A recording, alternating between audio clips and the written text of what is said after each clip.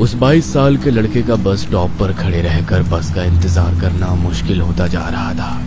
चीन में फ्रेग्रेंट हिल तक जाने के लिए ये इस रूट की आखिरी बस थी और इस समय उसे रूट नंबर 375 की इस आखिरी बस का बेसब्री से इंतजार था। चारों ओर घना कोहरा फैला हुआ था, जिसके कारण सामने कुछ मीटर पर खड़े हुए लोग भी साफ नजर नहीं आ रहे थे। पिछले आधे घंटे में बस स्टॉप से कोई भी बस होकर नहीं गुजरी थी। एक युवक बस का इंतजार कर ही रहा था कि तभी उसे सामने से एक बूढ़ी औरत छड़ी टिकाती हुई बस स्टॉप की तरफ आती नजर आती है। बूढ़ी औरत के वहां पहुंचने के कुछ ही मिनट के बाद रूट नंबर 375 की बस स्टॉपेज पे आके रुक जाती है।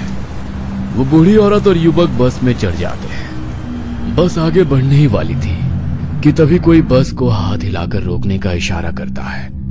ड्राइवर ने एक बार फिर ब्रेक लगा दिया था। एक कपल हाथों में हाथ डाले बस में चढ़ते हैं और ड्राइवर के पीछे वाली सीट पर बैठ जाते हैं। वो बूढ़ी औरत और लड़का भी बस में आमने सामने वाली सीट पर बैठ गए थे। बस में कुछ मिलाकर सिर्फ 4 ही सवारियां थी। ड्राइवर ने एक बार फिर इधर उधर देखा। जब उसे कोई सवारी दिखाई नहीं दी तो उसने बस को आगे बढ़ा दिया। ड्राइवर के बस को आगे बढ़ाने के बाद बस में सवार लेडी कंडक्टर एक एक करके टिकट काटने लगती है। बस में बैठा कपल एक दूसरे के कंधे पर सर रखकर नींद की झपकी ले रहा था। वहीं बूढ़ी के सामने बैठा युवक कानों में वॉकमैन लगाकर आंख बंद करके गाने सुन रहा था। लेकिन बूढ़ी औरत पूरी तरह से सतर्क थी। वो बार बार मुड़कर बस में सवार सवारियों और ड्राइवर को देख रही थी। उसकी आंखों में नींद नजर नहीं आ रही थी। अचानक ही बस का ड्राइवर बस की स्पीड बहुत धीमी कर देता है। क्या हुआ? बस इतनी धीरे क्यों कर दी? सामने इतना कोहरा है, कुछ समझ नहीं आ रहा है कि सड़क किस तरफ है। ज्यादा तेज चलाऊंगा तो एक्सीडेंट हो सकता है। अच्छा ठीक है, आप ध्यान से चलाइए। चारों ओर बिल्कुल सन्नाटा था। बारिश बंद हो चुकी थी और सड़कों पर कोई भी गाड़ी नजर नहीं आ रही थी। बस भी लगभग खाली ही थी, जिसकी वजह से गाड़ी के इंजन के अलावा और किसी भी तरह की आहट गाड़ी में से सुनाई नहीं पड़ रही थी। खराब मौसम और कम विजिबिलिटी होने के कारण ड्राइवर के साथ साथ बस में सवार बूढ़ी औरत के माथे पर भी चिंता की लकीरें उभर रही थी, क्योंकि बाकी सवारियां आंखें बंद किए थी। उन्हें बाहर के मौसम का कोई अंदाजा ही नहीं था। अचानक से बस की छत पर किसी के होने का एहसास होने लगता है और धम धम की आवाज सुनाई पड़ने लगती है। ये कैसी आवाज है? चलती हुई बस में बस की छत पर कौन हो सकता है? मैं बस रोक कर देखता हूँ। ड्राइवर बस रोक कर उतरता है। तभी अचानक से बस के ऊपर से आ रही आवाज बंद हो जाती है। ड्राइवर बस के चारों ओर घूम कर देखने लगता है। अचानक ही ड्राइवर के ऊपर एक बिल्ली कूद पड़ती है, जिसके कारण उसके मुंह से एक जोरदार चीख निकल जाती है। ड्राइवर दौड़ते हुए वापस से बस में चढ़ जाता है। क्या हुआ? क्या था बाहर? एक बिल्ली थी, वही बस के ऊपर घूम रही थी शायद। आगे बढ़ते हैं, आसपास जंगल है, यहाँ रुकना ठीक नहीं है। क्या कहा? एक बिल्ली थी? बिल्ली के बस की छत पर चलने से इतनी तेज आवाज नहीं हो सकती।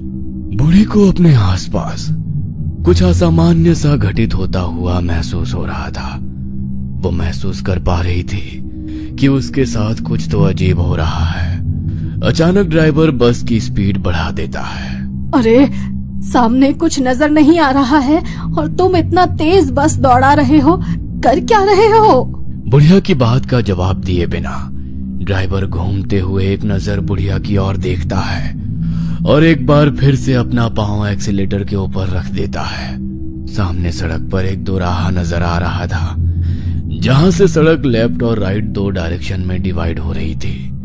ड्राइवर बस को बाईं ओर मोड़ लेता है। अरे, कैसे ड्राइवर हो तुम? किधर मोड़ लिया बस को? ये रास्ता जंगल की तरफ जा रहा है। नए नए भर्ती हुए हो क्या? रास्ता ठीक से नहीं मालूम? अरे आप आराम से बैठिए ना, बार बार क्यों टोका टोकी कर रही हैं? मुझे पता है कि अपना काम कैसे करना है। इस रास्ते पर ट्रैफिक कम होता है, कोहरे में इधर से जाना सेफ रहेगा और ये शॉर्टकट भी है। आप चिंता मत करो, थोड़ी देर बाद ये आगे जाकर उसी रास्ते पर मिल जाएगा। बूढ़ी को ड्राइवर के हाव भाव काफी बदले हुए नजर आ रहे थे। कुछ देर बाद तेज गति से दौड़ती बस को ड्राइवर अचानक ब्रेक लगाकर रोक लेता है। क्या हुआ? ऐसे अचानक से बस क्यों रोक दी? अब तो फ्रेग्रेंट हिल से पहले बस का कोई स्टॉपेज भी नहीं है। वैसे भी ये जंगली इलाका है, यहाँ पर बस रोकने का मतलब क्या है? वो सब मैं जानता हूँ, लेकिन देखो सामने कुछ लोग खड़े हुए हैं और लगातार हाथ से बस को रोकने का इशारा कर रहे हैं। अरे तो ऐसे ही कोई बीच सड़क पर खड़े होकर बस को रोकने के लिए कहेगा तो आप गाड़ी रोक देंगे क्या? इतनी रात को ऐसे ही बस रोक देना मुझे तो कुछ ठीक नहीं लग रहा। आप दरवाजा मत खोलिए। ड्राइवर साहब सही कह रहे हैं, सामने 3 लोग खड़े हुए नजर आ रहे हैं, उन्हें मदद की जरूरत हो सकती है। ये इस रूट की आखिरी बस है, अगर हम उन्हें अंदर नहीं आने देंगे तो शायद पूरी रात जंगल में ही बितानी पड़े। ड्राइवर की बात सुनकर बाकी की सवारियां कुछ नहीं कह पाती और ड्राइवर बस के दरवाजे खोल देता है। बस का दरवाजा खोलने के बाद 3 लोग बेहद धीमी रफ्तार से चलते हुए बस में चढ़ जाते हैं। ये 3 लोग जब बस के अंदर आते हैं तो बस के अंदर बैठी सवारियां उन्हें देखकर बुरी तरह चौंक जाती है।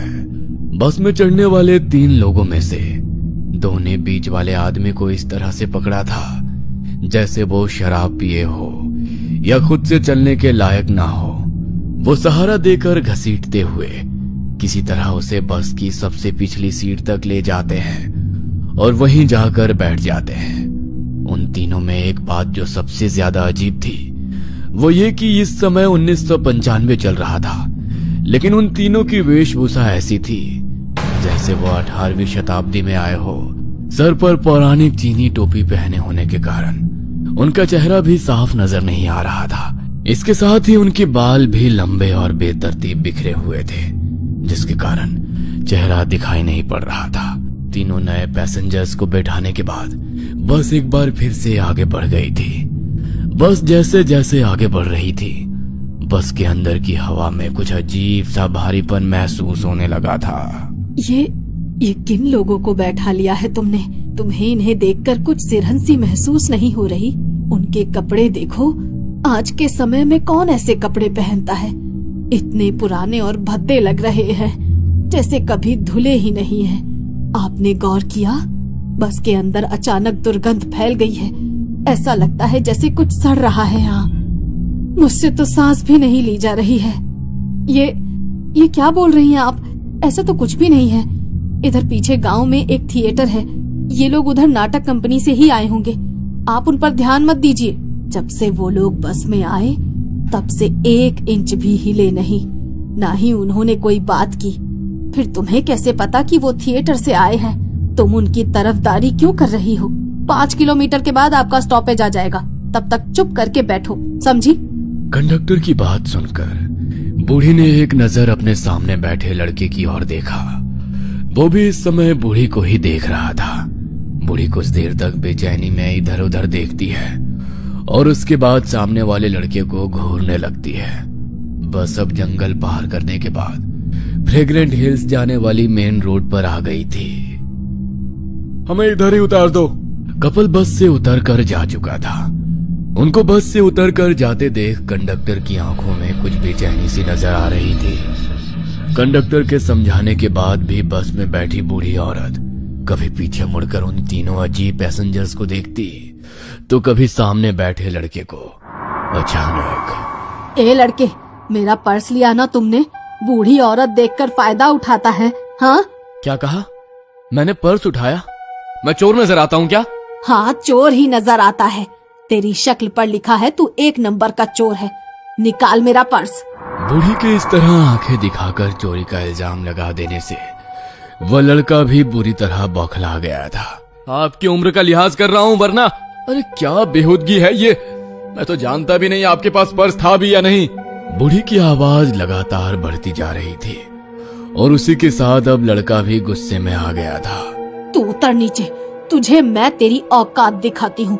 अभी पुलिस को तेरी शिकायत करूंगी। सीनियर सिटीजन्स की ताकत अभी पता नहीं है तुझे, समझा? बूढ़ी और वो लड़का अब ड्राइवर के पास खड़े होकर बस रोकने के लिए चिल्लाना शुरू कर देते हैं। उनका चीखना चिल्लाना देख ड्राइवर गुस्से में बस रोककर उन्हें जाने देता है। अरे माता जी, अब आप ऐसा करिए, पुलिस बुलाइए। अब पुलिस ही बताएगी मैं सही हूँ या गलत। पुलिस की जरूरत नहीं है। मैं जानती हूँ तुम बेकसूर हो, लेकिन तुम मेरे पोते के उम्र के हो। तुम्हें उस बस में अकेले नहीं छोड़ सकती थी, इसीलिए मैंने ये सब किया। मतलब वो सब ड्रामा था? अरे आपको पता भी है आपने क्या किया? इतनी रात को इस सुनसान रोड पर कहाँ जाएंगे हम? कैसे जाएंगे? तुमने देखा वो 3 लोग जो बस में चढ़े थे? तुम कान में गाने लगाकर मस्त हो गए थे, लेकिन मेरी ये बूढ़ी आंखें बहुत बेचैन थी।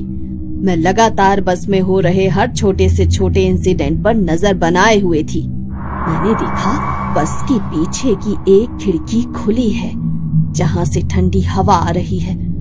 उस हवा से उन आदमियों के कपड़े उड़े। तब मैंने देखा उनके पाँव ही नहीं थे।